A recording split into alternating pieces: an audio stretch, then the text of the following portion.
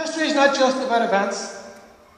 It's about getting a handle on why they came about, the relevance then, and the relevance since.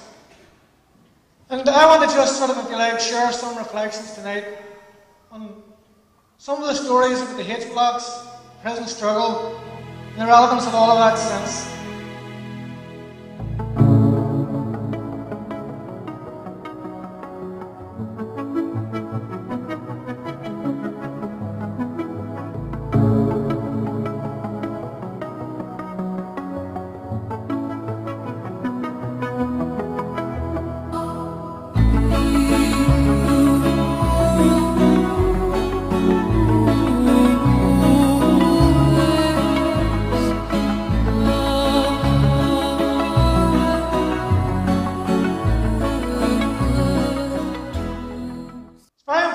Where you're going. It's very important to know where you come from. On the 1st of March 1981, Bobby Sands knew where he was going. The night before, he wrote in his diary, "I am standing on the threshold of another trembling world." Now, what was going on within the H blocks in an Armagh prison was a very intense period of struggle. It's always important to remember the prison struggle, the hunger strike, wasn't just the struggle. The hunger strike was a culmination of a prison struggle that wasn't just carried out by prisoners. It was carried out by a whole community. It was carried out because the British government were trying, as an essential part of their strategy, to criminalise that community. To criminalise where Republicans were coming from with a view to defeating republicanism. Bobby Sands, on the morning he went on hunger strike, would have been visited by the prison governor. The prison governor would have been flanked by a number of screws. And he would have read out to him a little bit of a spleen that he read out to all the hunger strikers on their first morning on hunger strike. He would have told them, "You're going on hunger strike, you're going to die. But slowly, your body will eat up all its body fat, then it will eat up its muscles, then the vital organs, and eventually you will lapse into a coma and you will die." And he would have told each and every hunger striker, "And you'll be forgot about." And that was the context in which all the hunger strikers began their hunger strike. We're still here, though it's so long since you go. But we're stronger now. You showed us how freedom's fight can be won when we all stand as one. It's already been said here tonight, the hunger strikes itself changed the course of Irish history. Widely recognised as a watershed in Irish history. A game changer, as they say. And one of the things it did, again, without many Republicans at the time understanding it at the time, it changed thinking. It broadened out the struggle. It brought in new people, and it brought in a different type of thinking. It cast Republicans into a new mode. Not the new mode that they would adopt many years later, but a new mode that was leading to that new mode.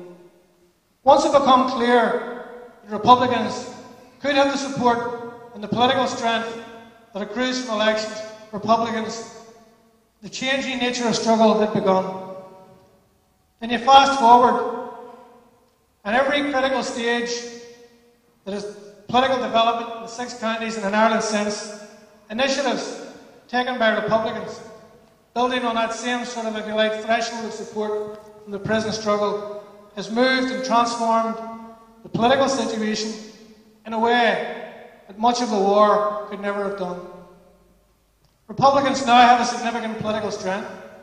They have an opportunity which did not exist in the 60s, did not exist in the 70s, did not exist in the 80s. They have an opportunity to do things differently, and they're doing things differently.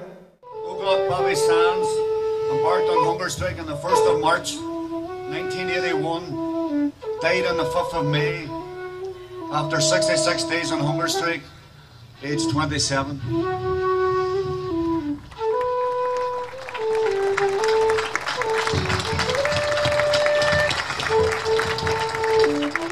Ogla Francis Hughes embarked on hunger strike on the 15th of March 1981, died on the 12th of May after 59 days, aged 25.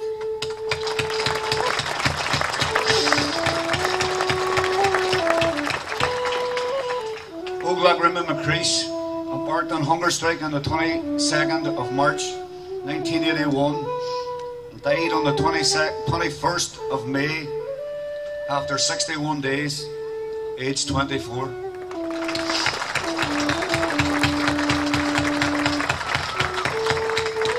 Ogla Patsy O'Hara embarked on hunger strike on the 22nd of March 1981, died on the 21st of May after 61 days, aged 23.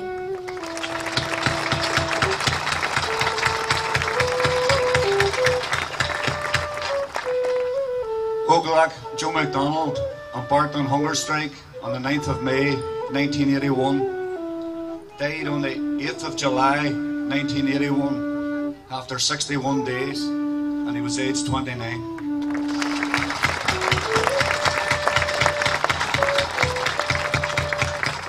Ogla Martin Herson embarked on hunger strike on the 29th of May 1981, died on the 13th of July after 46 days, aged 24. It's very important for people to be proud, not in an arrogant sort of or self-conceit type of a way, but it's proud to know where we come from. It's proud to have been part of something. But to make really sense of it, it needs to go somewhere. So for us, we need to get into people's heads the continuity of struggle that we've all been involved in.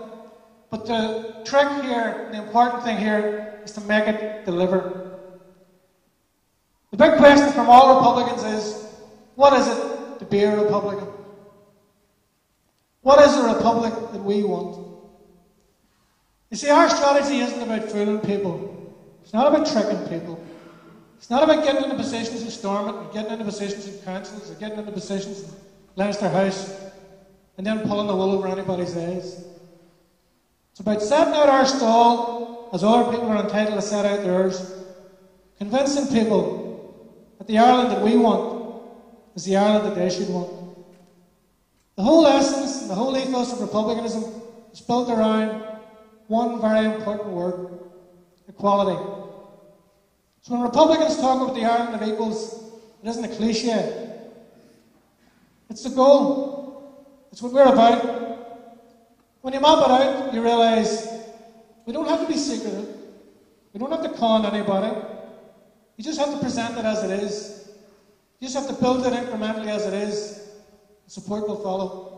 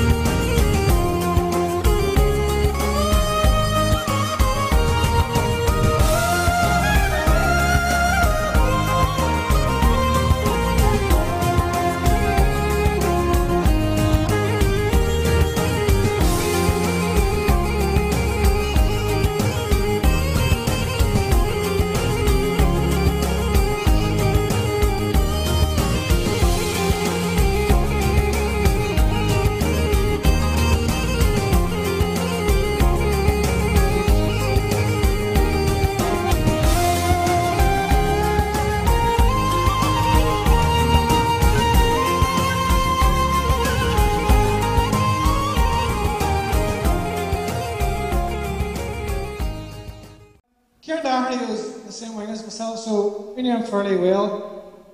And when he was on the hunger strike,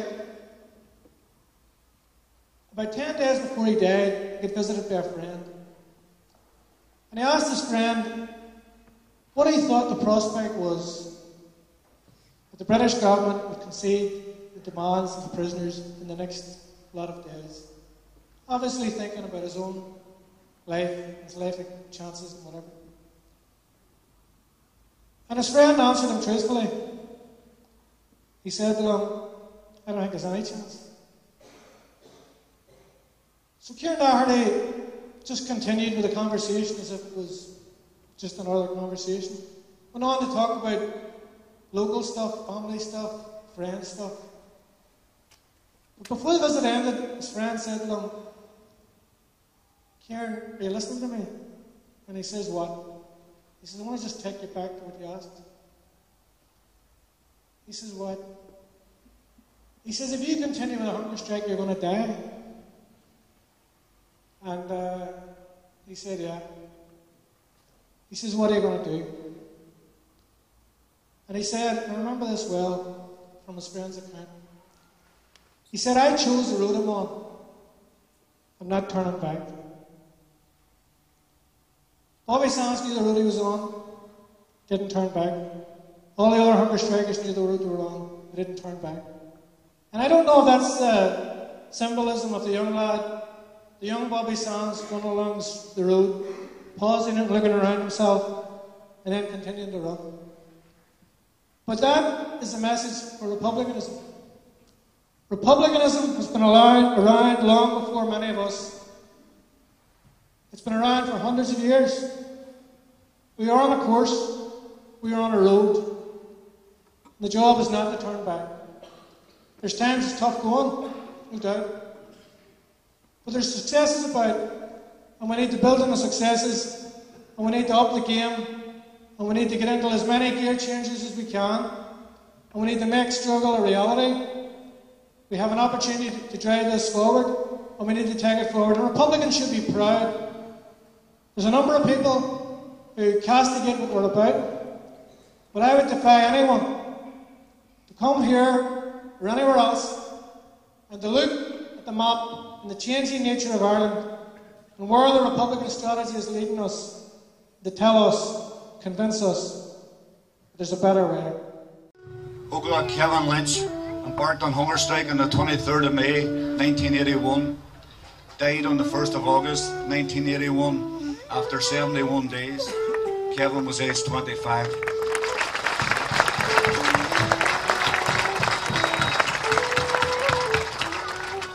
Ogla Kieran Doherty embarked on hunger strike on the 22nd of May 1981, died on the 2nd of August after 73 days, aged 25.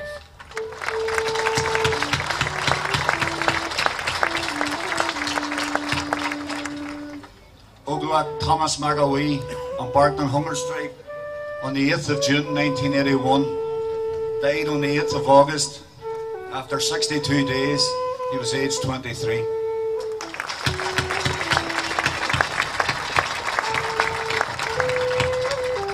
Ogla Mickey Devine embarked on hunger strike on the 22nd of June 1981, died on the 20th of August after 60 days, aged 27.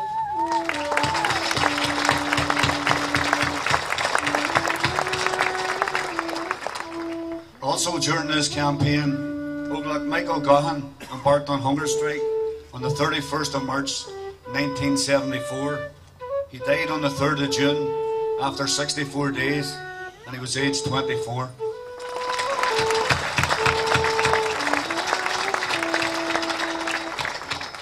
Ogla Frank Stagg embarked on hunger strike on the 14th of December 1975. He died on the 12th of February after 62 days and was aged 33.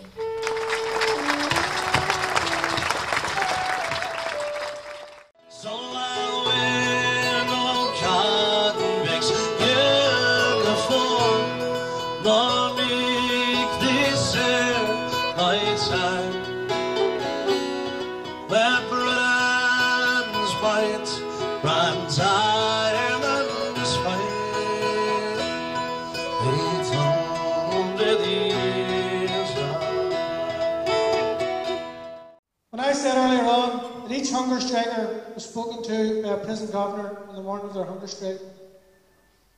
The prison governor took, I would imagine, some delight in telling the hunger strikers all of that. And maybe a particular delight in telling them they would be forgot about. Well, the first part of it was nothing new. All of the hunger strikers knew exactly what happened physically with regard to the hunger strike. The other bit, the governor got it wrong big time. When Mickey Devine died in hunger strike, by that time, the criminalisation policy of the British government was well broken. And ever since, Maggie Thatcher's name throughout the world has been reviled. The prison governor who spoke to the hunger strikers, nobody even knows his name. And every one of the hunger strikers are household names in Ireland and abroad. Something inside so strong. I know that I can make it. Though you're doing me wrong, so wrong. You thought that my pride was gone. Oh no. There was something inside so strong. Oh, something inside so strong.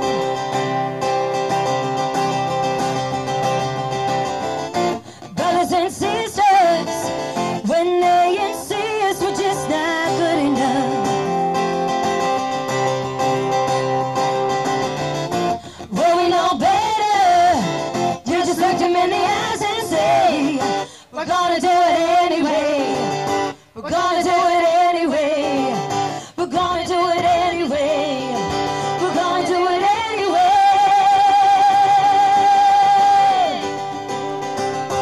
Something inside so strong. I know that I can make it. Though you're doing me wrong, so wrong. Struggle by its very nature brings hardship, brings grief, brings tragedy. But it's about building, it's about a future. Bobby Sands' other quote, "Let our revenge be the laughter of our children." That's what it's about. It's about laughter, it's about happiness, it's about peace, it's about equality. And that's essentially where the Republican vision needs to lead us all. And all of us need to map out strategies to do that.